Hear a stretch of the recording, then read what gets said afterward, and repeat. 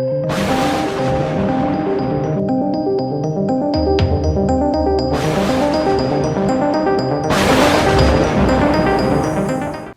subscribers back to the Writer's Mindscape. I'm Tim Green. I write under the pen name TimRG. And this is a kind of a handheld quick intro to part 2 of my past.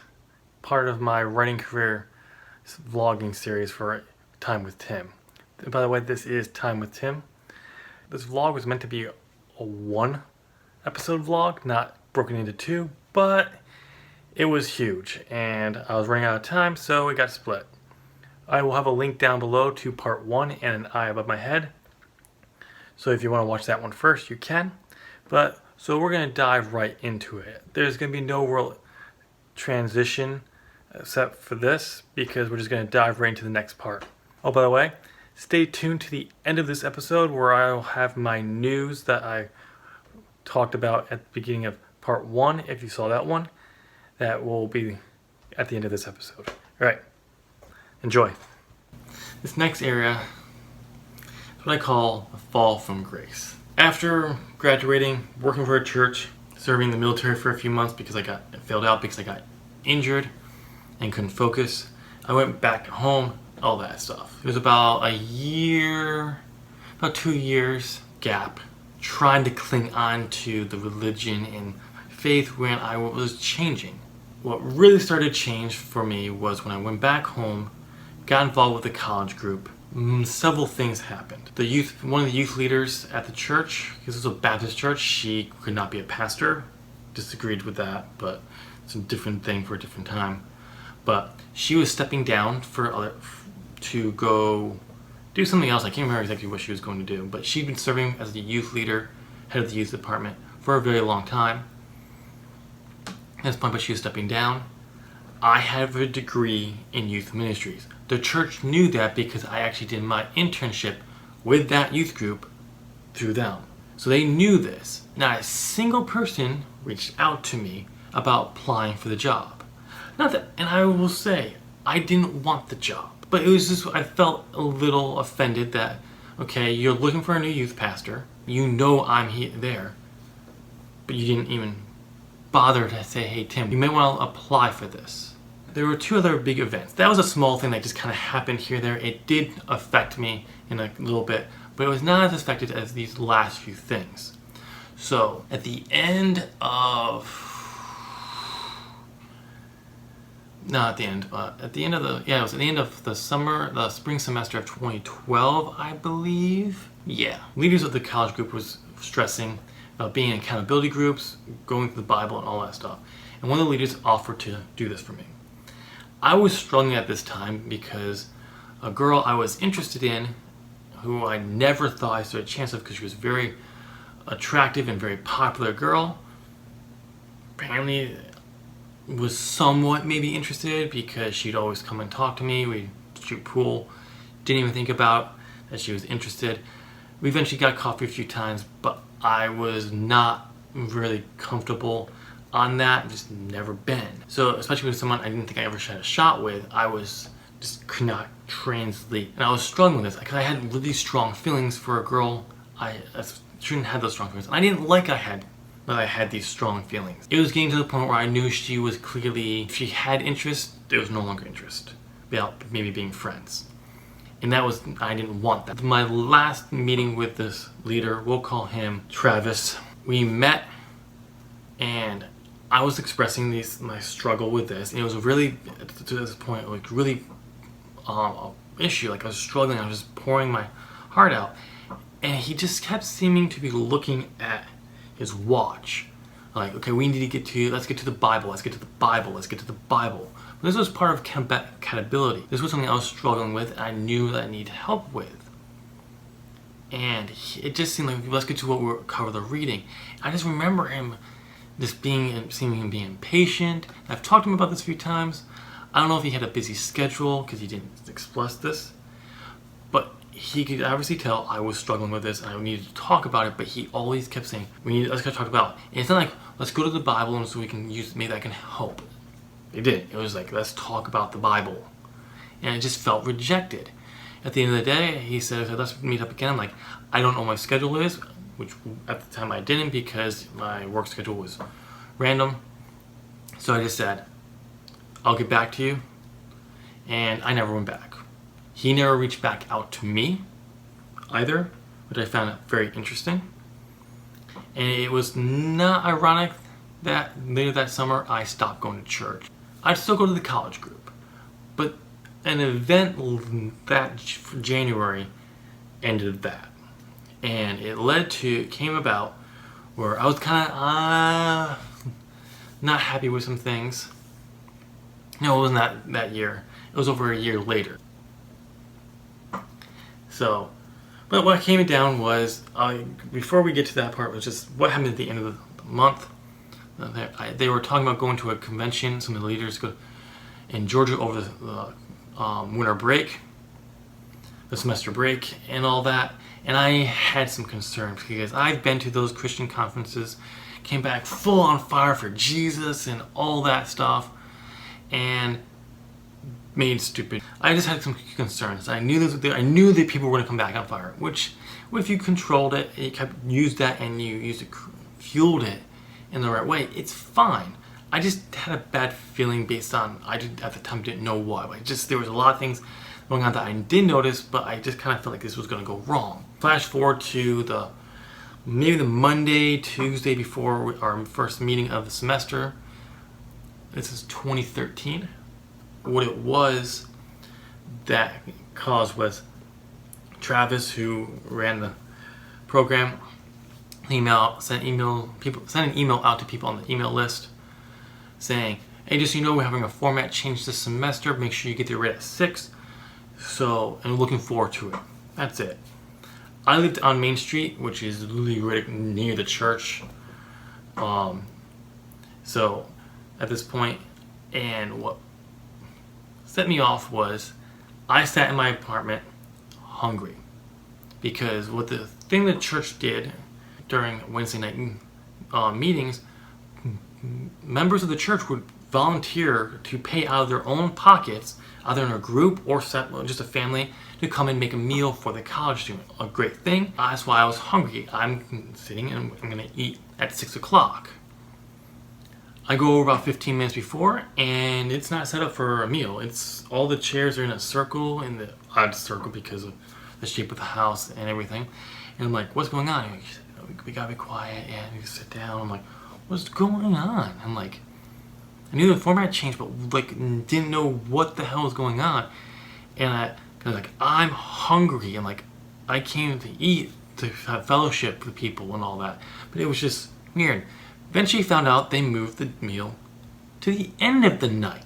Now, there's a reason for this. The goal was to get people who came in for fellowship to also invite their friends, which a lot of people did. I noticed it, and the leadership noticed it.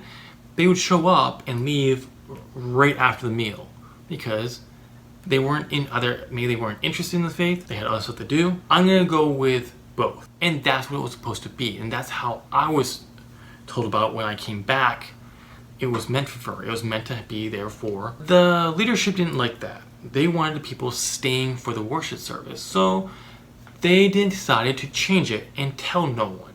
So people who showed up for the meal at 6, maybe they could be guilted into staying for the free meal at the end, but they had to go through the worship service. You do not deceive people, especially people you're trying to so-called save. My youth leader who taught at Davis, that was one of his biggest pet peeves.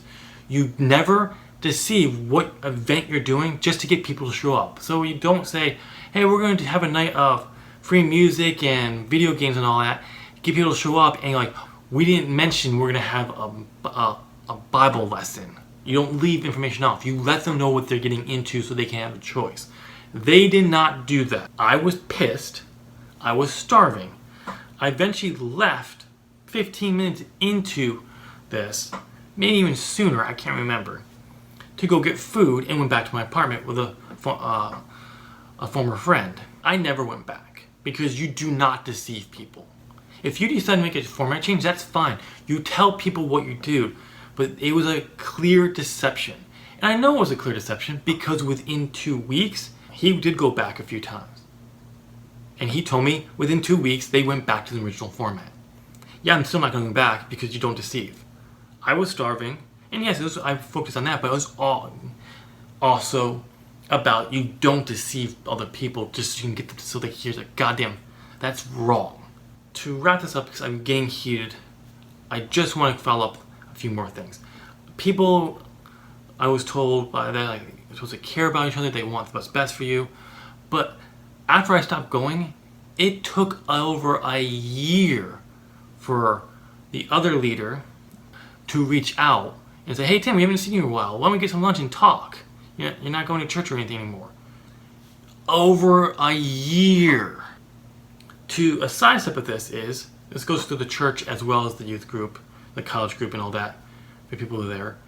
That fall, my father had passed away, and not a single person reached out. And yes, I know that they probably had known because it was in the local paper there. So, and I had other people who I haven't talked to in years reach out to me. When I had to call into my work, the secretary said, oh Tim, I'm so sorry. I was surprised she knew. I knew it was in the paper, but I didn't think people were actually going to see it. I want to transition because that was, as you can see, I was getting heated there because it was very personal. And for a very long time, I was very angry at the church. I still, at that point when I left, still in a sense believed in the Christian values, like the faith, the message of love, sharing love, but I didn't believe in the religious side of it. Going to church, I didn't believe that. And it's actually, to this day, I still absolutely believe the reason why church attendance is going down. Those people who are leaving were like me, who they saw the message of love and all that, and they looked around their church and they're not seeing that. They're seeing a religion, an organization. It's just one of those things where it was so part of my life. I want my writing to be reflective of my faith. And one of my biggest series, my Marks of the Lyrics, was really supposed to be a retelling, in a sense, of the coming of Christ in a different, as an allegory in a sense. That, to the point where I stopped, when I made changes soon after I left to avoid that because I didn't want that. I didn't want to be leading people who may need something to a loveless body who only care that you believe what they believe and you believe what they said to believe. I went to a story, went back to my Legend of the Godchild series, now also, like I've already mentioned, the Veil trilogy, for a few reasons. One, that it could play a big event, and I wanted to basically show Christianity is a fraud, it's garbage, it's like I was angry and I vented that. Picked my protagonist and turned her gay and put her into a very strict Christian upbringing to show the hatred and anger there I was feeling. Also, I did also think it would be a very interesting story point. It was that, but the anger was also there and just kind of dismantling Christianity as a whole. I don't want that story to be that anymore. I was angry for a long time, and it was reflected in my writing. A lot of stuff I spent a lot of time on for several years was projects to vent my anger through, and it wasn't good. Moved on to other projects, which I broke because I was focused on the wrong elements and the need to feel like I needed to dive right in because I wanted to get a book published, and instead of really taking the time at that time I needed. That was the thing I had to come over. And as you can tell, I get heated talking about this because it was a personal event, but also I is still angry at the church in some ways. I don't see how they can preach love and back certain people who they back. And I had to overcome that. And it wasn't easy. And I'm still in many ways I'm working towards it. But it affected my writing, where I couldn't do what I needed to do to write to get there. and it was a hinge in many ways to my writing.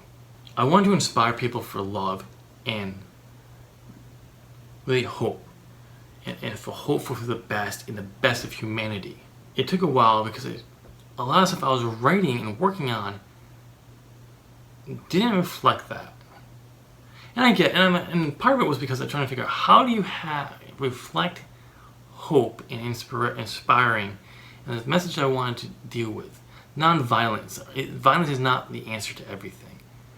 I still hold to that. I do believe in self-defense, but I don't believe violence for violence sake is the answer. It's just, how do you do that? And it's something I'm still struggling with, but it also really resonated me to this past year where I was at Full Sail working on stuff where I couldn't really have the time to write. Well, I was developing some stuff, so it was just one of those things that was an interesting that allowed my brain to process. And that's the thing it came from. And it all spells from my past. When I think about going back to it and thinking about it, is what did I not, what, and why do I want this? Why do I want to be that message? And it comes from that past, my past of being from a depressed kid, bullied, made fun of for mumbling, to being having a faith that claims one thing and clearly doesn't follow it in many ways. Again, not every Christian church does that, but I've been to quite a few. It's just one of those things where it's like one thing after another. I want to take all that, I want that anger and all those experiences to fuel my writing, but in a positive way. I don't want to put a book out there that's full of anger because I'm angry at a Christian church. I absolutely do not want that.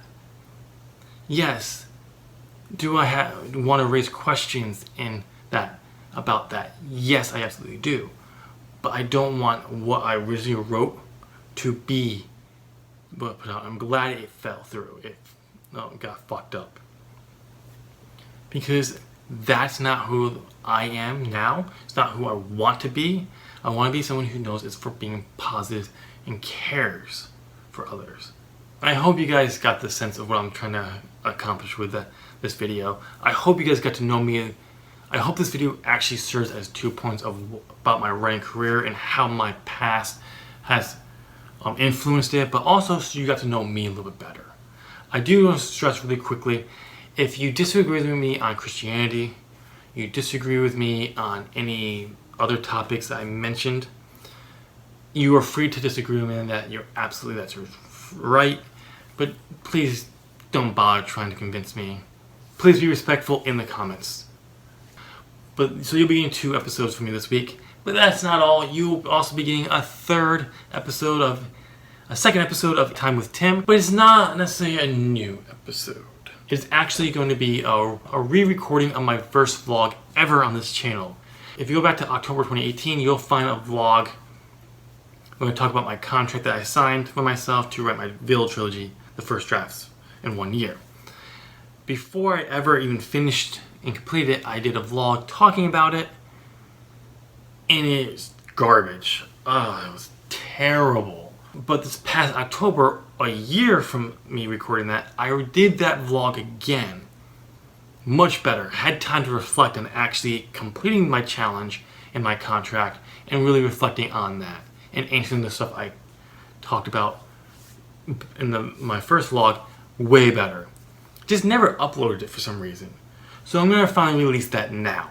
And that will probably be coming out on Saturday, but it will be coming out next week, sometime this week. If you don't know, you can also look for a new episode of Apps for Writers.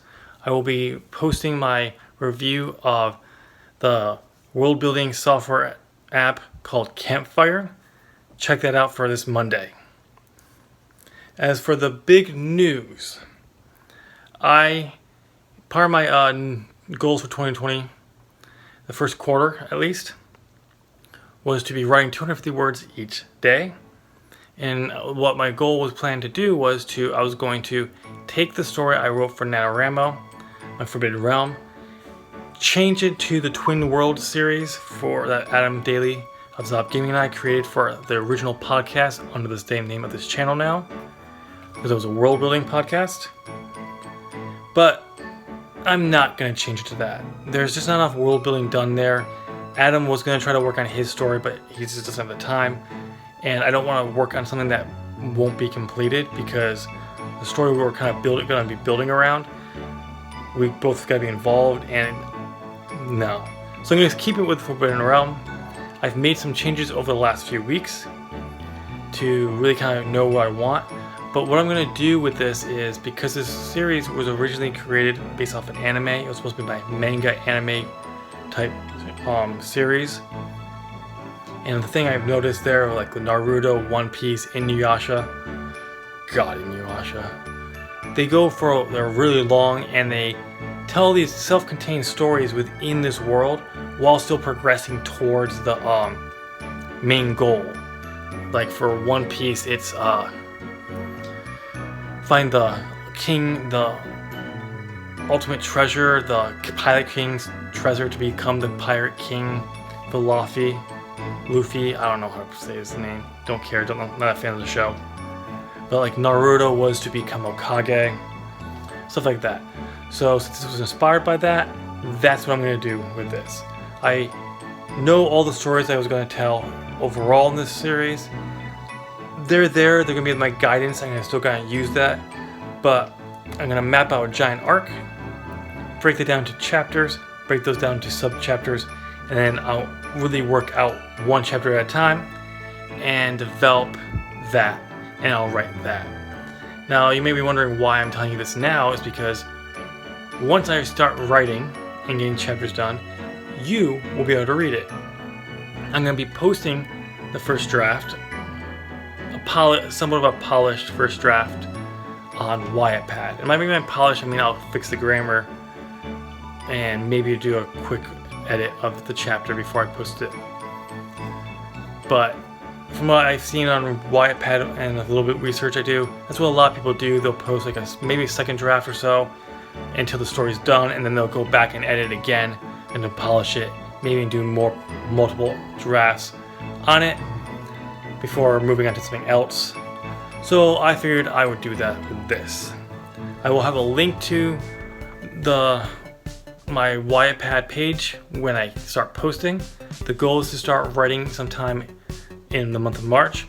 Now that I have a job, it may not be until April, but I will keep you apprised, and so you can go and check that out. I'm excited for this because I kind of want to do something like this for a while, and the story that I started telling in NaNoWriMo was cool. The changes I'm making to it and how I'm going to change that is awesome. And the last few weeks I've actually been doing some final world building, character designs, and solving some of the problems that I had while writing during NaNoWriMo. So I'm going to wrap this up. So that's the news. So I look forward to that. We'll get that link out there as soon as I possibly can. So stay tuned. I hope you guys have a great week. You made it to the end of this video, so please give this video a thumbs up. It really helps out the channel. Let's see if we can get 5 likes on this video. So just right there, hit that subscribe button, ring that bell, and turn on all notifications so you know when all other Time with Tim and my other content go live. I swear there's always supposed to be something at the end of that, but I can't remember, whatever. I hope you guys had a great week. I hope you enjoy your weekend, and I'll chat with you in my next video. Bye.